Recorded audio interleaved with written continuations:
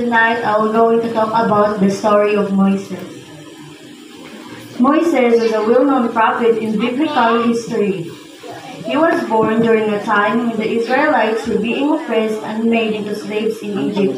So, si Moises di ay kay kuan, natawo siya sa panahon nga gilutos o ginahimong ulipo na kuan Israelita sa Ehipto.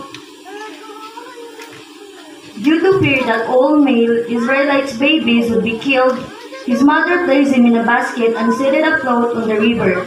So, sa kahadlok sa mga patyon si Moises, kaya sa una, patyon man ang mga bata nga lalaki ay mga babies na Israelita sa mga Ehipto. So, gisulod siya sa mama sa basket, nga gipaanon siya sa suba. Tapos, kitong pagpaanon sa suba, natitan siya sa anak na babae ni Paraon. Tapos, raise niya ni as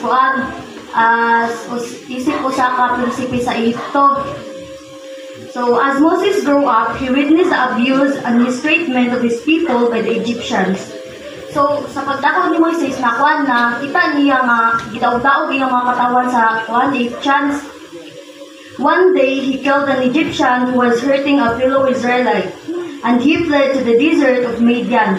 So, isa ka adlaw, nakapatay siya isa ka Egyptian.